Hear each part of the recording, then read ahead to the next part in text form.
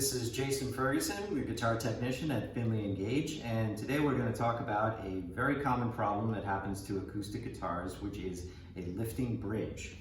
Now, it doesn't matter how expensive your guitar is, if it's a $200 guitar or a $2,000 guitar or a $20,000 guitar, this can happen to any one of them. It's not really a question of its overall quality, and it's not really something that you can avoid or prevent necessarily. If you're keeping your guitar in a normal environment, then it can still happen. So don't blame yourself necessarily. But here's how to determine that you actually need one. Okay. What happens here is this back edge, as the strings are pulling at it, the back edge starts to lift off. And on this guitar, this is a beautiful Collings guitar, you can't even really see the separation that distinctly unless you're looking very closely. But what you can do is take a thin piece of paper and slide it under that back edge.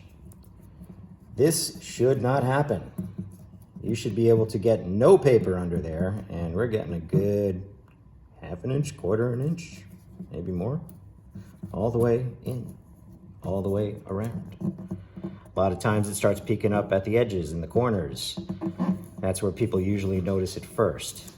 But one way or the other, this is something that does need to be fixed. This is a structural problem that could lead to calamity. So don't wait on it because they don't get better by themselves.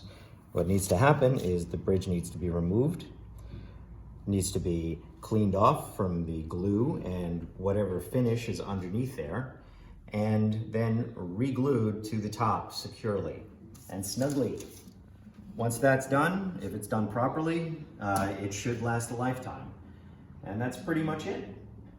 If you see this happening to your guitar, don't waste time, because the longer you leave it, the more force is being exerted on the front end of this bridge, and that can cause the top to deflect and distort and get all kinds of ugly, and your action is gonna go crazy high. Or, worst case scenario, the bridge could just blow right off. I've seen it happen, and it's not pretty. So, if you see this happening to your guitar, take it here, see me, or take it to a local guitar technician that you trust and is competent. It's not extraordinarily difficult, but it is something that takes a good deal of practice. So get somebody with experience. And that's pretty much it. This is Jason at Finley & Gage. Like us, share us, and if you have any questions, drop them in the comments below.